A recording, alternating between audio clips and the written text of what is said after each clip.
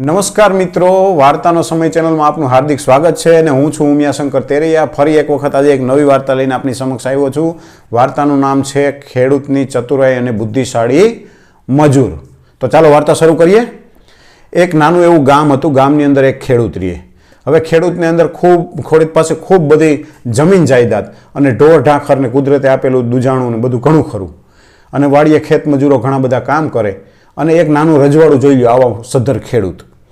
હવે ખેડૂતને એક હાથી રાખવો હતો। હાથી એટલે કહી દઉં કે આખા વર્ષ માટે જે મજૂર રાખીએ એને હાથી કહેવાય।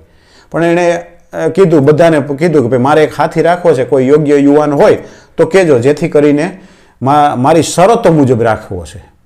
એટલે ઘણા ખરા યુવાનો આવે, ખેડૂત એની શરતો જણાવે અને યુવાનો ભાગી જાય।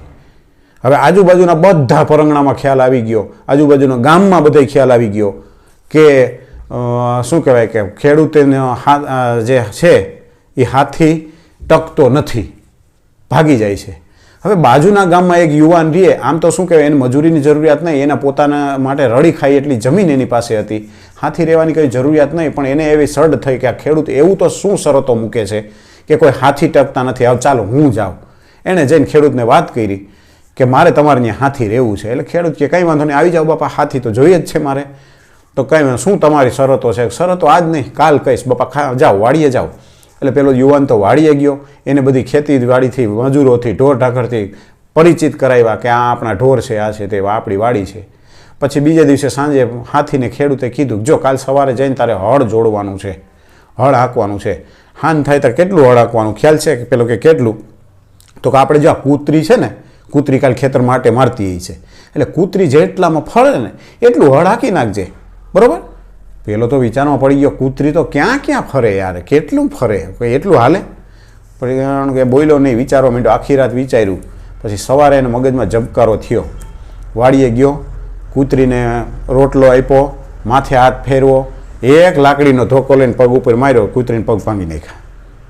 એટલે કૂતરી તો કાં કરીને વડલા નીચે એમને પડી।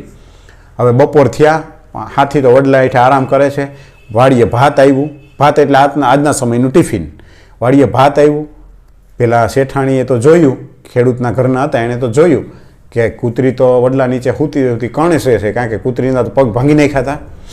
સાંજે હાથીને પૂછ્યું, હળ હાંક્યું? તો ના બાપા, હળ નથી હાંક્યું। ખેડૂત કે કેમ? તો તમે કીધું તો કૂતરી ફરે એટલામાં ફેરવજે અને હળ હાંકજે, પણ કૂતરી વડલા હેઠે ઊભી જ નથી થઈ આખો દિવસ, એ કે ના હોય। પછી ખબર પડી કૂતરીના પગ ભાંગી નાખ્યા, પણ શરત મુજબ કંઈ બોલાય નહીં।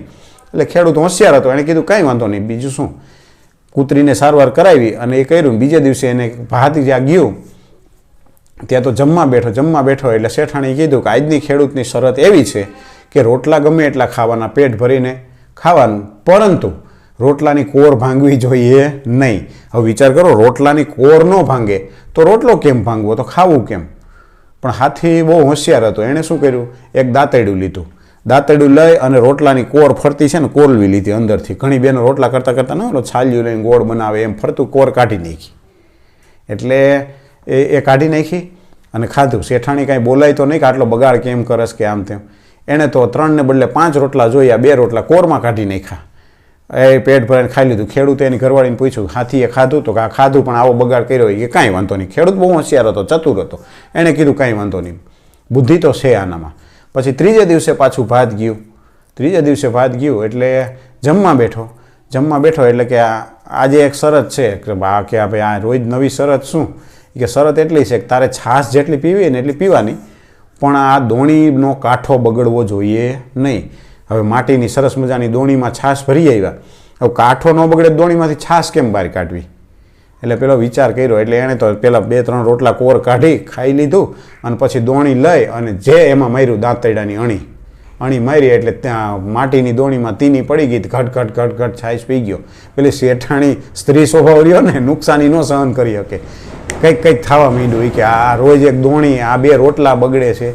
શેઠે ઘરે ગયા એટલે પૂછ્યું કે શું થયું, આ હાથીએ શું કર્યું? તો કે આવી શરતો કાંઈ હોય, આ રોજ 2 રોટલા કોરની અંદર જાય છે, બગાડ થાય છે, અને આજ તો એણે દોણી, આ રોજ એક દોણી નવી ક્યાંથી કાઢવી? કાંઈ વાંધો નહીં। એટલે ખેડૂતે કીધું ના મારી 3 શરત પૂરી થઈ। પછી હાથીએ કીધું કેમ શરત બરોબર? તો ના શરત પ્રમાણે તું સાચો ઉતરો, આજથી હવે તારે કામે રહેવાનું છે, બરોબર? પરંતુ આજથી હાથી રહેવાની સાથે સાથે હું આજે મારા બધા મજૂરો, મારા ગામના અને સગાવાલાને બોલાવું છું, અને તું તારા મમ્મી પપ્પા જે કંઈ તારા માતા પિતા છે એને બોલાય. કે કેમ? કે આપણે હાથી માટેની જે કાંઈ હવે શરત છે ને એ નક્કી કરવાની છે. એટલે પહેલાંને પૂછ્યું કે તારા લગ્ન થઈ ગયા? તો કે ના ના, મારા લગ્ન નથી થયા. એટલે કે તો તારા માતા પિતાને બધાને બોલાવીને આપણે હાથીની શરત રાખીએ. પહેલાંને એમ થયું વળી પાછી નવી શરત આવી. એટલે એણે એના માતા પિતાને બોલાવ્યા. અહીંયા ખેડૂત, કારણ કે મોટું નામ, એટલે ઘણા માણસોને ભેગા કર્યા અને બધાને કીધું કે ભાઈ હું મારી દીકરીનો સંબંધ ગોતવા માટે, એટલે મારી દીકરીના લગ્ન કરવા માટે જે યુવક શોધતો, આપણી ભાષામાં આપણે એને મૂર્તિઓ કહીએ, મૂર્તિયાની શોધમાં હતો, પણ મને કોઈ યોગ્ય મૂર્તિઓ લાગતો નહોતો. જેથી કરીને મેં પછી આ એક હાથી માટે આવી શરતો, જેથી કરીને હું એનું બુદ્ધિનું માપ કાઢી શકું, એ એટલા માટે આ કર્યું હતું. પણ આ યુવક છે ને ખરેખર બુદ્ધિશાળી છે, મહેનતુ છે અને બધી રીતે સર્વગુણ સંપન્ન હોય એવું લાગે છે. એટલે હું આને હાથી તરીકે નહીં, પણ મારી દીકરી આને પરણાવી અને મારી જે કાંઈ મિલકત છે એમાં અડધો ભાગ આપવા માગું છું, જો તમને કોઈને કંઈ તકલીફ ના હોય તો. એટલે બધા તો રાજી થઈ ગયા. ભાઈ જે ધણીને તકલીફ ન હોય તો બીજાને શું તકલીફ હોવાની, બરાબર? અને યુવકના મા બાપ પણ રાજી થઈ ગયા. અને એ ચતુર ખેડૂતની કન્યા આ બુદ્ધિશાળી મજૂરને પરણાવી અને હાથી નહીં પણ એને જમાઈ તરીકે સ્થાપિત કર્યો. આ વાર્તા ઉપરથી શું શીખ મળે? કે ક્યારેય તમે જે કંઈ વસ્તુ શોધવા જાઓ છો ને એ બહુ શાંતિથી, નિરાતે અને એના ગુણ તપાસીને શોધાય, બરાબર? અને જો તમારી બુદ્ધિમાં હોય તમારામાં અને તમારામાં કુશળતા હોય તો કોઈ પણ ગમે એવી મુસીબત હોય ને એનું તમે નિરાકરણ લાવી શકો. એટલે બુદ્ધિથી કામ કરો એટલે એનું ફળ તમને સારું જ મળે, પણ બુદ્ધિ યોગ્ય રીતે ઉપયોગ કરીએ તો, બરાબર? આશા રાખું છું કે આ ચતુર ખેડૂત અને બુદ્ધિશાળી મજૂરની વાત તમને ગમી હશે. ફરી પાછા ના મળીએ ત્યાં સુધી અસ્તુ. જય હિન્દ.